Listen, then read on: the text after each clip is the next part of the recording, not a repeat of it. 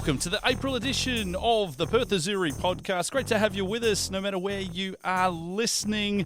This is the podcast that delves deep into the club that is the mighty Perth Azzurri Soccer Club. Blayne Treadgold is my name. We will have some special guests to come in just a couple of minutes. But first of all, a big thanks to all the supporters who listen regularly and send all their feedback through. It is very much appreciated, and we certainly enjoy bringing you all of the content and the podcasts and the videos throughout the 2026 season. So we're very much, enjoy doing that for everyone. Ken Anthony's with us. For those who know Ken, he is the friendly face on the gates on most match days. And, you may not know that he also plays a very, very important role as the coach and coordinator of our Perth Azzurri blind football team. Ken, thanks for jumping on with us. Absolutely a pleasure to be here. Thank you. Yeah, no worries at all.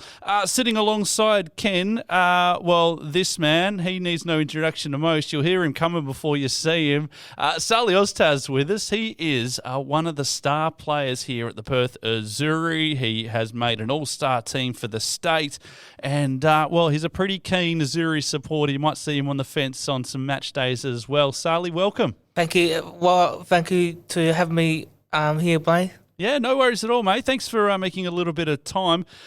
First of all, Ken, let's just delve a little bit. For those who don't know, aren't familiar with the Perth Azzurri blind football program, let's give the people a bit of a synopsis. Absolutely. Okay, so this will be our fifth year, 2026, and it's been really well and excitingly opportunity for me to be an ambassador for the sport and translate and transition it into blind futsal.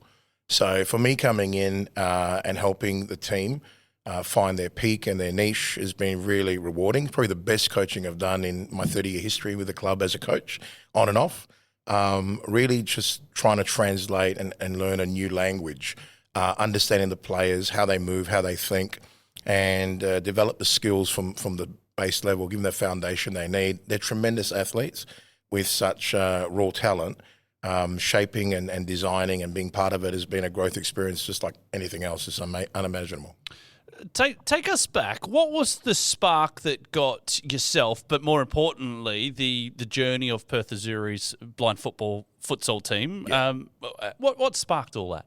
Well, I mean, I come from a rich history, football, futsal background, having those accolades, and I thought, it'd be nice to enter into retirement from playing and pass that on, and always been around coaching and reffing. So been able to find a new development, a new expression of the game and an inclusivity space, which is very unique. And no one else in WA is doing that for football or futsal.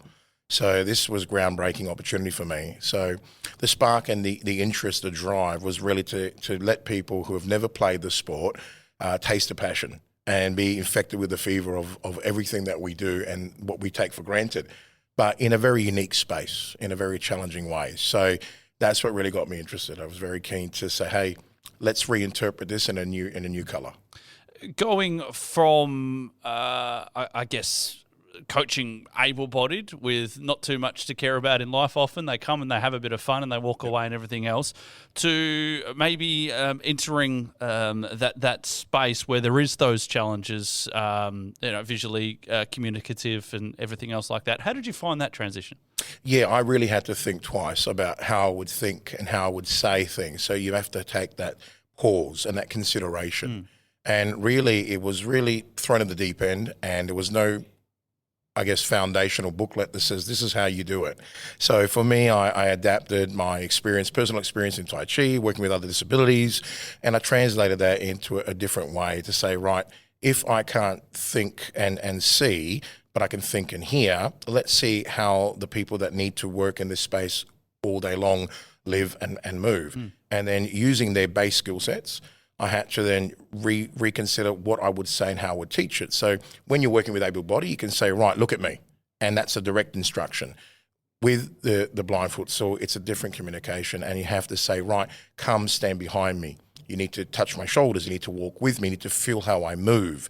And even guiding the space, when you say, let's move forward, let's move left, you have to find a new navigation system. And luckily, they're very adaptable. So using the basic analog clock system, north, south, east, left, Yep. and moving within the space of 12, 6, 9 and 3, we correct ourselves and we find ourselves on the pitch. And then not only that, they've got to use their hearing in a different level. So honing on what they do and learning from them helped me translate and develop as the coach they needed me to become.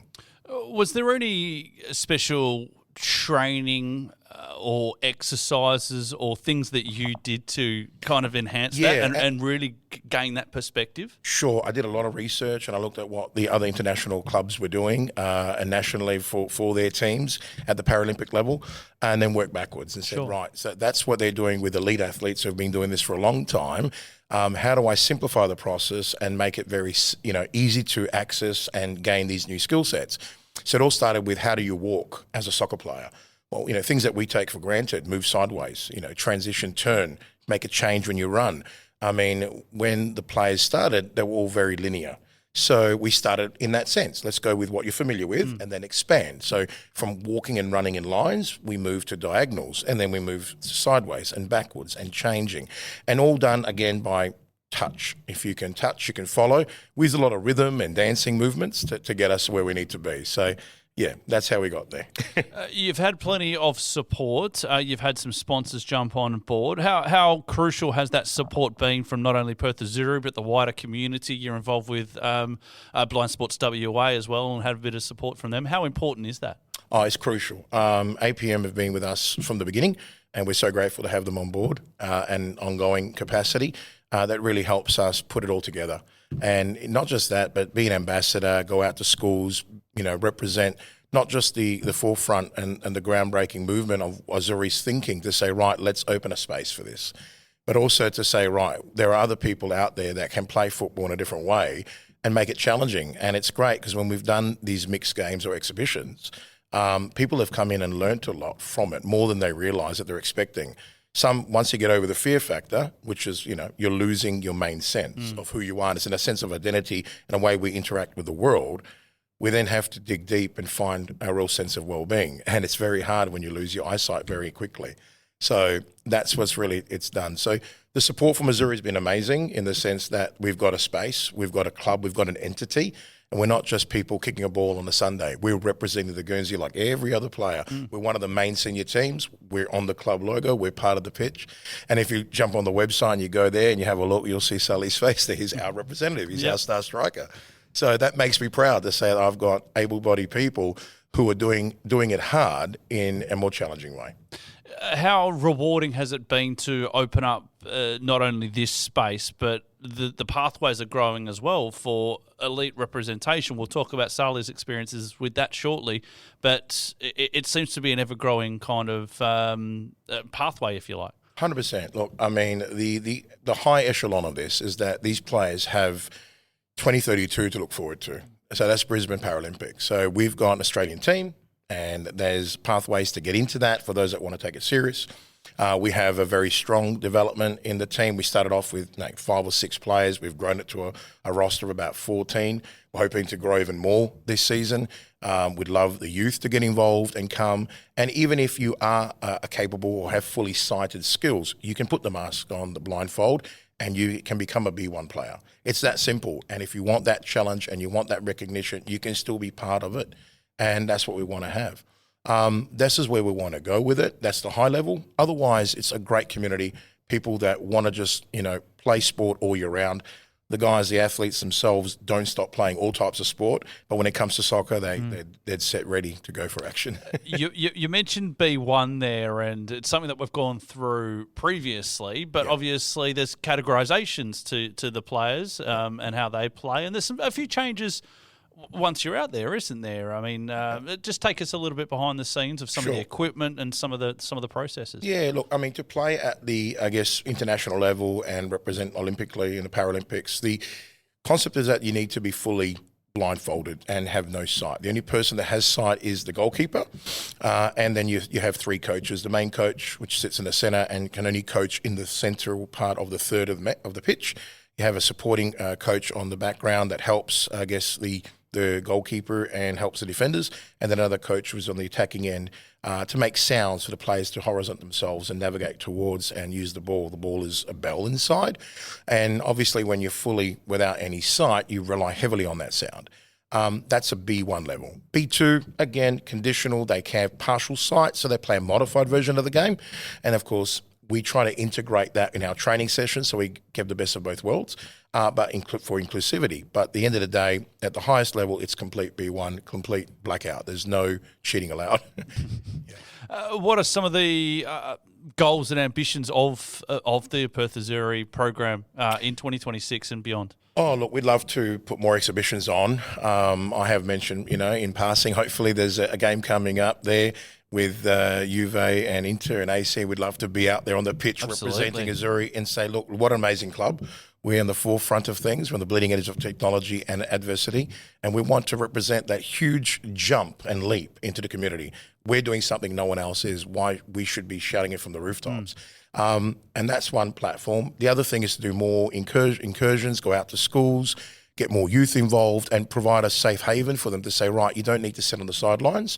Clubs like Azzurri will welcome you and will honour that and put you forth and allow you a space to be with us and play and be part of the game and part of the culture. Salih, you've had plenty of experiences playing the game, both locally here. You've played against our very own first team here at Azzurri. You've played against the Perth Glory. It must be something that you truly enjoy doing because you keep coming back. Yes, of course. I really enjoy playing.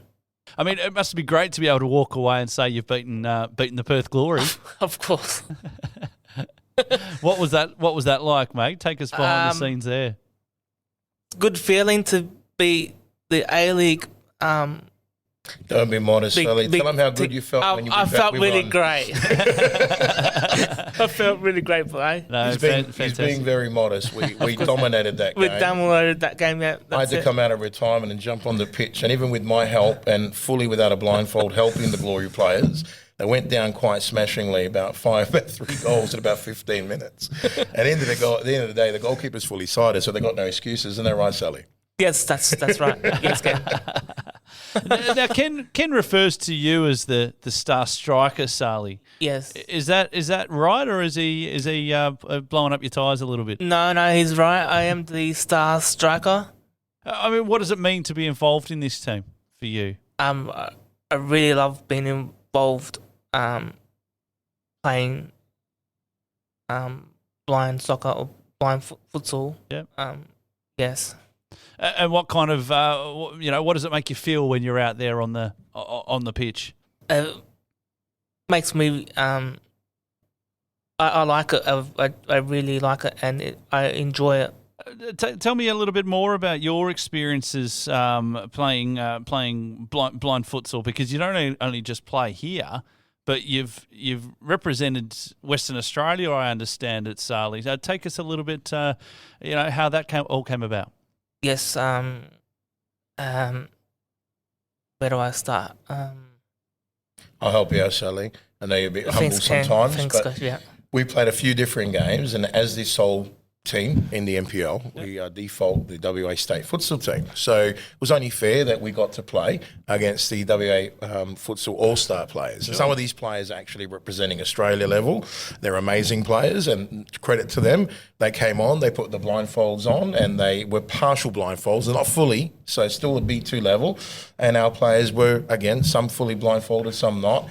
And we gave them a great game. We ended up getting that one goal to get us victory, wasn't it, Salih? Of course, yes, Ken. Yeah, yes, and we got to play with the Glory, and we got to play as well against some of the inter-club players with our senior boys and girls. And we've had some great challenges. And we've also played against the Australian national walking team a few times. And we haven't lost a game in 4 years. No, we haven't. You should be screaming that from the rooftop, Salih, let me tell you. Yes, Blayne.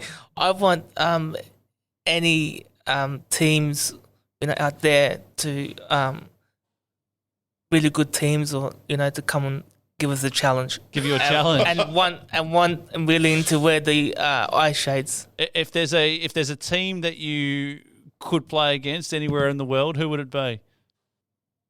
I would like to play the Bilby's national squad. You want to play against them? Yes. Fair enough. That's No, very good. very yeah, good, yeah. very good. How about your favourite team in the Serie A? Who would that be? Inter. That's right. Oh, you're an Inter man. Of course. So you must be pretty excited with what's happening, mate. Of Them course. coming out to Perth. Yes, mate. Yes, of Yeah. course I am. You got your tickets? I haven't got it yet. No. But, Ken's trying to organise either us to verse them or for me to toss the coin. Oh, wouldn't that be fantastic? So yeah. Wouldn't that be fantastic? Of Well, course. you've already tossed the coin at a Perth Glory game. Of course. What was that like?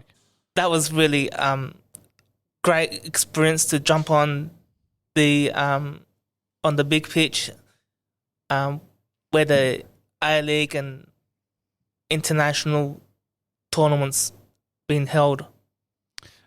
Salih, you're on my social media and you're often posting a lot about and trying to spruik a lot about a blind futsal. Who are some of the, I guess, players and clubs and some of the setups that you kind of like to get behind and watch and maybe inspire you? I like to watch Turkey. Yeah. Because you're of Turkish heritage, aren't you? Of course. Yeah. Yes, I am. Yeah. No, fantastic. No, really, really good, Salih. As far as your aspirations moving forward, is the Bilbies something that you want to try and move towards in the future? Of course, that's my goal. To be selected onto the national squad, and go from there. Yep. Yep. So 2032 is the target for you at the Olympics? Of course. Yeah. No, fantastic stuff. Gentlemen, it has been a real pleasure having a bit of a chat. Salih, just before we let you go, this gentleman sitting next to you, mate, what does he mean to you and how much has he helped you along, Ken? He's a great coach and he's helped me a lot for me to improve more and a lot and good. Yeah, no, fantastic. And look, if there is someone out there that wants to get involved, Ken, what's the best, I guess, course of action for them to take if they want to come down and have a bit of a shot? Or yeah, look, we'd welcome everyone and anyone who's brave enough to put the blindfolds on, come down and give it a go. It's very challenging, very fun, very rewarding. Jump on the Perth Soccer Club webpage. All the links are there. And you can contact Ben, he's our captain. Yep. At Blind Futsal, and he can get you in touch. We train on Sundays. Yeah. And the biggest part is to let you know that we've got our major launch happening this Sunday, the 19th. There you go, yeah. It's Sausage Sizzle. You can buy tickets on the event tickets there through Manatix, I think it's called. Yep. So, yeah, more than welcome to come down this Sunday, the 19th at Dorrien Gardens. Yes. From 10 to 12. We're going to put that on. So it's very, very exciting. We'd love to have everyone come down. And then we'll train throughout the season on Sundays around about the same time, but usually about 9 to 11. So if you just want to come down, have a look or participate, please, you're more than welcome. And you've got some games lined up? We've got a lot of games lined up, Yep. very exciting games. We've got thanks to Paul, who's involved with the Australian national walking team. Yep. He represents that team and they come down and play us. We're going to probably try and play against the Glory again. For third year running and against the WA All-Star team. And, of course, inter-club games and anyone along the way that's brave enough to put the blindfolds on. No, beautiful stuff. And Salih, I know that you're a big fan of the Azzurri and you're down here on most match days, mate. Of course, and pressure again. Yes. yeah, how do you think they're tracking at the moment? We're versing Olympic Kingsway this Saturday, so I'm Yep. hoping we're training really good tonight and hopefully we can get the job done on Saturday. Absolutely. And the girls are flying as well? Of course, girls are doing really good. Only one draw, and I'm really happy. Yeah, no, absolutely. Gentlemen, it has been an absolute pleasure. Thank you very much. And we'll be, Ken, yeah? So one more thing to say, look, socially, Dorrien Gardens is a wonderful place to play sport and football. We've got the Perth Futsal Collective Yep. on Facebook. Jump in, come down Monday, Wednesday nights, get your skills up, and then come and come and challenge us on the blind futsal pitch. Yep. No, beautiful stuff. Thank you very much. All right, we're just about set to wrap up this edition of the Perth Azzurri podcast. Don't forget some big games happening this weekend. Don't forget to get behind our Azzurri girls. They will be in action then Friday night, a big clash against their old arch rival in Balcatta. Hopefully you can come down Friday night, make a little bit of a night of that. Maybe you get yourself a beverage from behind the bar, get yourself something to eat from the canteen and get behind the Azzurri girls there. Or possibly Saturday, make your way up to Olympic Kingsway Sporting Complex, and you can see all 3 games with our 18s in action from 11 o'clock. Our 23s in action from 1, and our first team men. They need your support. See if they can bounce back this week as they take on Olympic Kingsway for 2 matches in a row. Big thanks for your company on this edition, and come on, the Azzurri.